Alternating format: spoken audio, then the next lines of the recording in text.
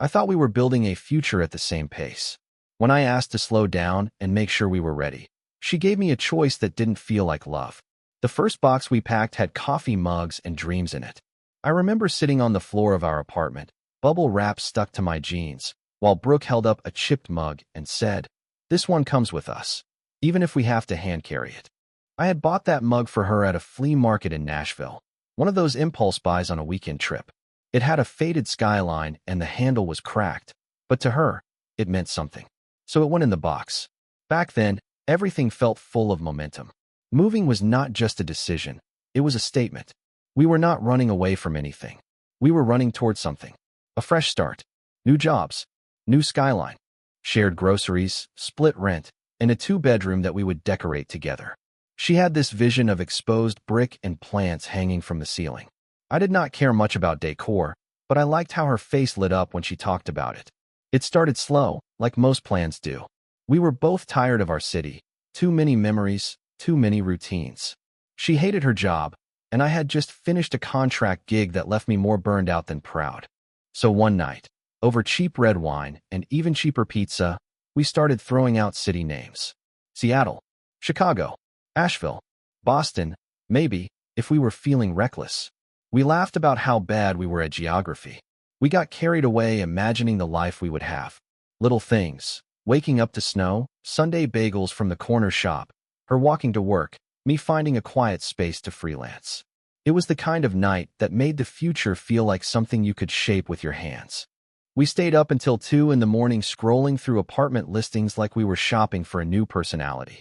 And at that point, I was all in. I really was. There was no part of me that questioned it. We were building something, and not just a plan, but a we. It felt real, solid, chosen. I think that is what made it so easy to ignore the early signs.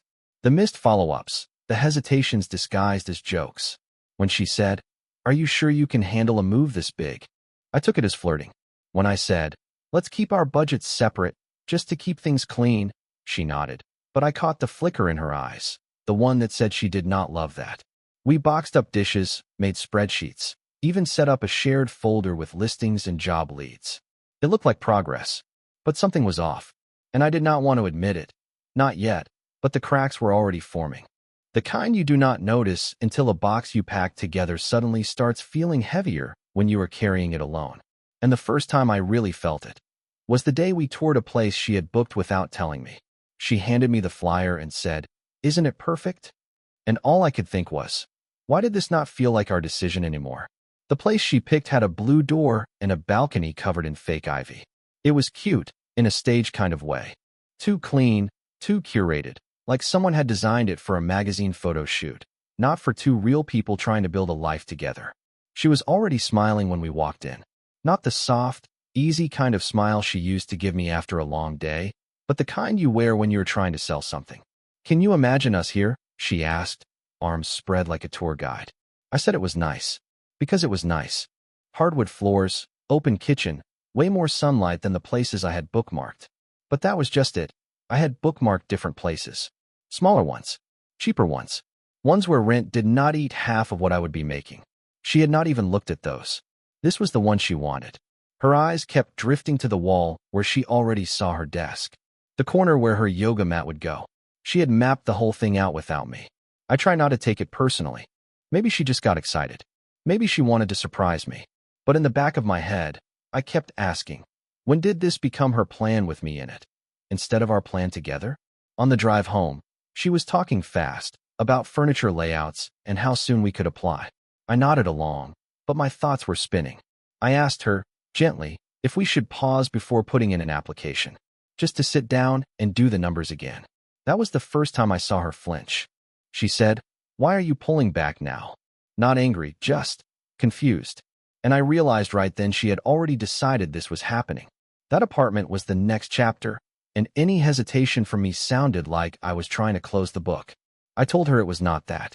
I just needed to make sure we were ready, that we were making the move for the right reasons, not just because we were tired of the old place or chasing some fantasy of what a new city could fix. She smiled, but this time it was tight. "If we wait too long, the opportunity's gone," she said. We did not talk much after that. The silence on the ride back felt louder than the music we had playing. She dropped me off at my place instead of coming up like she usually did. I sat on my couch afterward, staring at my open laptop. The shared folder we made was still open. She had added 3 more listings. All of them high-end. All of them places I could not afford without dipping into savings. That was the moment I started to wonder, were we planning a move, or were we testing if I could keep up? And when I opened my email, I found something I was not supposed to see, an apartment application, already filled out, with just her name on it. I stared at that email for 10 full minutes before I opened it. It was a draft from her Gmail, probably shared by accident when she linked the housing spreadsheet. I do not think she meant for me to see it. My name was not mentioned anywhere. Not as a co-signer. Not even as an emergency contact. Just hers. Just Brooke Harper, requesting to hold the unit at the top of her wish list. That perfect place with the blue door. I closed the tab and sat back, heart thudding in that slow, dull way that usually comes before something breaks. It was not just the form. It was what it meant. She had already decided what came next. And somewhere in that process, she had stopped waiting for my answer. But maybe I was overthinking it. That is what I kept telling myself. Maybe it was just a placeholder, a way to keep our options open. Maybe she was just taking initiative. That was what Brooke did. She moved fast, believed in momentum. I had always admired that about her. Until now. I tried to shake it off. I really did. The next few days, we kept going like nothing happened. Apartment tours, calls about moving companies, even a Sunday at IKEA where we argued for 30 minutes over a couch we did not even buy. She seemed happy, focused, like every day was one step closer to a new life. But I was drifting. Not from her, not entirely, but from the version of us that I thought was real. Because with every decision she made without me, I felt a little less like a partner and a little more like luggage she planned to carry into the next phase of her life. I started doing my own math in the background, quietly, checking job markets in our target cities, comparing cost of living, running numbers on what I could actually afford if this all went south, and I ended up stuck somewhere new with no support. And it was not fear that held me back. It was instinct. Something was off, and I could not ignore it anymore. One night, after she left, I stayed up late running through a list of things we had never talked about. How we would split bills, what happened if one of us hated the new city, how we would handle emergencies with no family nearby. I realized we had planned the fun stuff, but never the real stuff. And what scared me the most? I was not sure she wanted to talk about those things at all. The next morning, she sent a text that stopped me cold. I told my boss I'm leaving in 6 weeks. Hope that lights a fire under you. I read that text 3 times before I responded. I do not remember exactly what I typed, but it was short. Something safe. Something non-committal. Probably just, okay, let's talk tonight. But in my head, everything was screaming. She had quit her job. 6 weeks. No warning. No discussion. Just decided. And the way she phrased it? Hope that lights a fire under you. That was not excitement. That was pressure. That was her drawing a line and daring me not to cross it. When we met that evening, I tried to be calm. Tried to lead with logic. I sat across from her on her couch, knees bouncing, heart racing, and said the thing I had been avoiding. I think we need to slow down. Her face froze. She set down her tea without a sound and looked at me like I had just spoken a different language. I explained it the best I could. I said I loved her, because I did, and I believed in what we were building. But I was not ready to uproot my life on a timeline I had no hand in setting. I said the word alignment at least 3 times. I thought if I made it sound rational enough, she would hear me. But she didn't hear caution. She heard resistance. Her whole body shifted. She leaned back, crossed her arms, and said, "So after all this talk, all the planning, now you want to pump the brakes?" I told her it wasn't about fear. It was about preparation. About making sure we were walking into something strong, not forcing it just to prove a point. She cut me off. You either want this or you don't. And that right there, that was the pivot. The second our move stopped being about where we were going and became about whether I was willing to go all in for her. I said, I do want this, but I want us to be smart. She shook her head. You want guarantees. That's not how commitment works. I opened my mouth to respond, but she was already standing up. I just need to know if you're doing this with me. Yes or no. It was not a question. It was an ultimatum. Dressed up like romance. Wrapped in urgency. Framed like commitment. But all I felt was a knot in my gut. Because when someone gives you only 2 options, jump or lose them, it stops being love and starts being a test. And the worst part? I could not tell if she even realized she was doing it. She stared at me, waiting. And for the first time since we started planning our future, I had no idea what to say. The silence stretched longer than it should have. She was still standing, arms crossed, eyes locked on me like she was bracing for impact. I could feel my pulse in my throat. This was not how I imagined talking about our future. It felt less like a conversation and more like standing in front of a judge who had already made up her mind. I told her I needed time. Not months, not years. Just enough space to make sure we were not sprinting past things that mattered. I said I wanted us to arrive somewhere solid, not just arrive somewhere. She exhaled sharply, like I had just disappointed her in a way she had been trying to ignore. She said something about how people who hesitate miss out, about how life does not wait for perfect conditions, about how love is supposed to feel bold. And I agreed with parts of that. I really did. But bold does not mean blind. And commitment does not mean erasing yourself to keep someone else from panicking. I tried to explain that moving together was not just logistics for me. It was trust. It was shared responsibility. It was knowing that if one of us stumbled, the other would not treat it like a failure of faith. But she kept circling back to the same thing. Timing. Momentum. The idea that if we did not act now, everything would fall apart. That scared me more than the move itself. Because if the only thing holding us together was forward motion, what happened the second one of us needed to stop? She finally said the quiet part out loud. She told me she needed certainty. She said she could not build a future on hesitation. She said waiting felt like rejection. And there it was. The shift from partnership to pressure. From shared planning to emotional leverage. I looked around her apartment. The half-packed boxes. The lists taped to the fridge. Her life already halfway gone from this place. And I realized something unsettling. She was not afraid of losing me. She was afraid of standing still. The twist came later that night, after I left. I got a call from a number I did not recognize. It was her sister. We were not close. We barely talked. But she sounded nervous. She told me Brooke had already put down a non-refundable deposit on the apartment with the blue door. She had used her savings. All of it. She had done it days ago. And suddenly, the ultimatum made sense. I was not choosing whether to move anymore. I was choosing whether to save her from a decision she had already made without me. The next morning, I woke up to 4 unread texts from Brooke. The first was practical, asking if I could call the movers she had found. The second was more clipped, wondering why I had not responded last night. The third just said, I can't do this by myself. And the fourth was a photo of the apartment's balcony, taken from the street. She had driven by it again. That last one did something strange to me. Because for a second, I remembered the way we were at the start. When we used to walk through neighborhoods at night, pointing at lit windows and saying things like, that one, that's our future. But that feeling had been replaced. Replaced by deadlines. Deposits.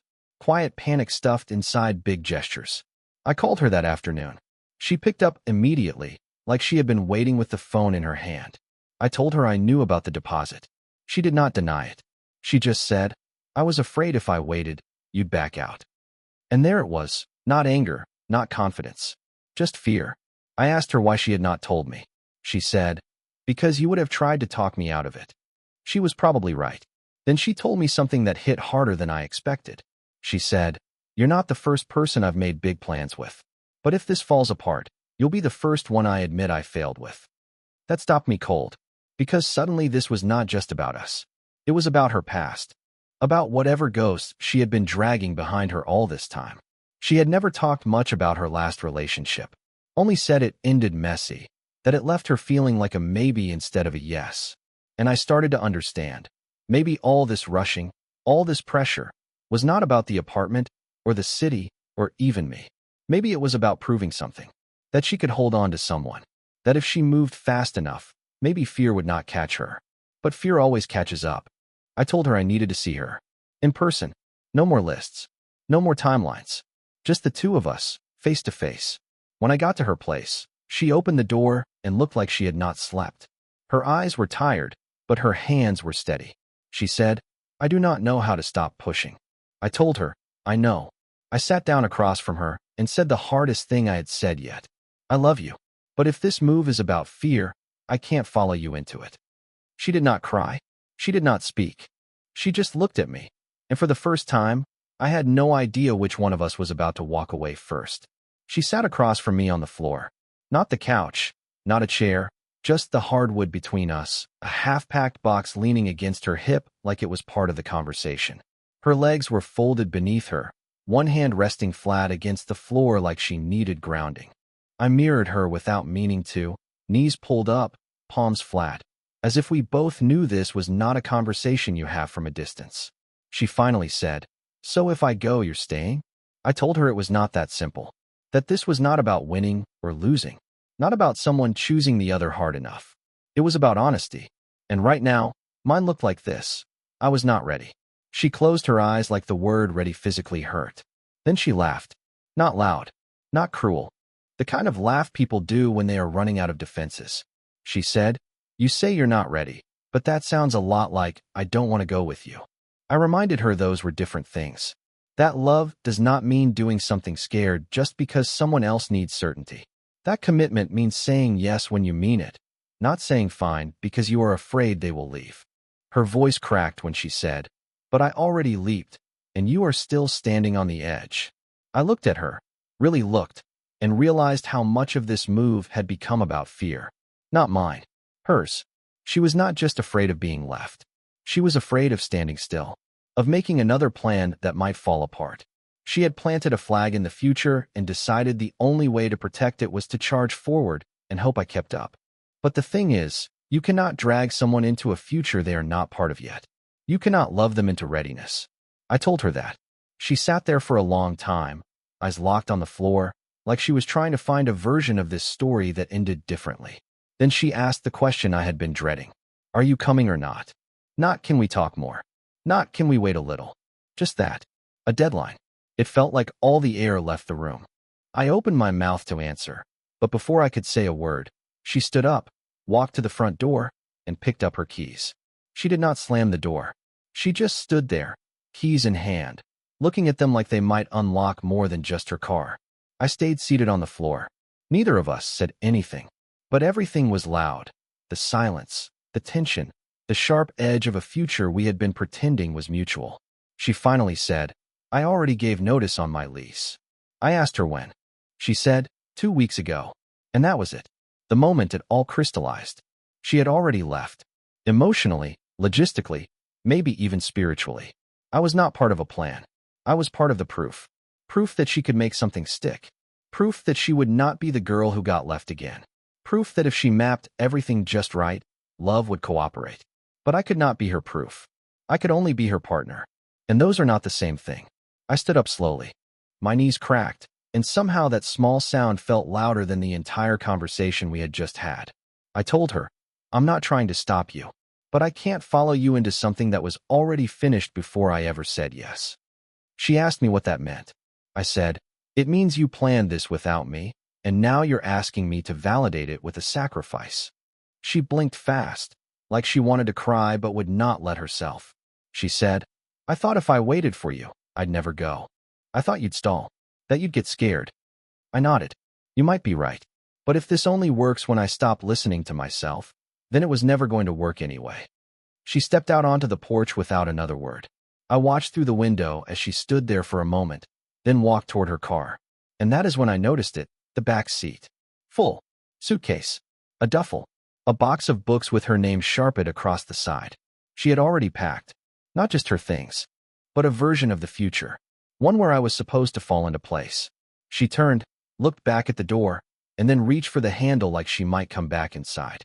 But then her phone lit up, and just like that, she was gone. The apartment felt quieter without her, even though she had never really lived here. That night, I walked through the place like I was in someone else's home. I opened the fridge, saw the almond milk she liked. I found one of her socks under my bed. There was still a half-used candle in the bathroom that smelled like grapefruit and eucalyptus, one of those things she always lit after a long day. It was strange, how her absence filled the space more than her presence ever did. I sat on the edge of the couch and told myself I had done the right thing. That love should not feel like a countdown. That if someone needs to corner you to get a commitment, they are not building a home. They are building a trap. But the thing about clarity is, it does not come with comfort. It comes with questions. Like, what if I had said yes? What if I had just leapt? Trusted that it would work itself out? I tried not to spiral. I really did. But around midnight, I got up and opened the hall closet, the one where we had started keeping move-related stuff. That was where I found the envelope. It was labeled with both our names in her handwriting. Inside were two printouts. One was a photo of that Blue Door apartment, the listing she had found on her own. I flipped it over. The second page hit me like a gut punch. It was a letter, not to me, to the property manager. She had requested to remove me from the lease, dated 5 days before we even had the conversation. There it was, in black and white, proof that this was not just a plan that had shifted, it was a future she had built contingency for, one where I was never part of the foundation, only an optional attachment. I leaned against the doorframe, the letter in my hands, and let that truth wash over me. This move? It was never about building something with me. It was about proving she could build it without me, and daring me to get in the car anyway. And the worst part was, I almost did. A week passed. No calls. No texts. Not even a "did you change your mind?" And I didn't expect one. Because Brooke was not the kind of person who looked back. Once she moved, she moved. That was part of what I loved about her, and part of what ended us. I kept the letter for a while, folded, tucked behind my passport in a drawer I rarely opened. Not out of bitterness, just as a reminder that sometimes what feels like betrayal is really just someone showing you who they were the whole time. It is easy to blame her, to say she planned without me, pushed too hard, gave ultimatums instead of grace. But I saw it differently now. She was never trying to control me. She was trying to outrun her own fear. The fear that if she paused, even for a second, everything would fall apart like it had before. And maybe I reminded her of stillness, of caution, of that quiet voice that says, not yet. The problem is, she did not want a partner who asked for readiness. She wanted one who jumped without looking. And I wanted someone who understood that love is not just about jumping. It is about knowing when to hold the rope. I never wrote her back. Never told her I found the letter. Never sent a final message explaining my side of it. Not because I had nothing left to say, but because I finally understood something. You do not have to chase someone just because you love them. You do not have to collapse your boundaries to prove your heart is real. And you do not owe anyone a version of yourself that you can only maintain by holding your breath. The last thing I did was take her mug out of the moving box. The chipped Nashville one. I set it on the shelf in my kitchen. Not because I was holding on, but because it reminded me of when we almost got it right. Some loves are chapters, but others? Others are reminders that the right person will not ask you to leap over your own readiness. They will wait for you at the edge, with their hand out, and no pressure. Love is not proven by how fast you move. It is revealed by who stays when you slow down.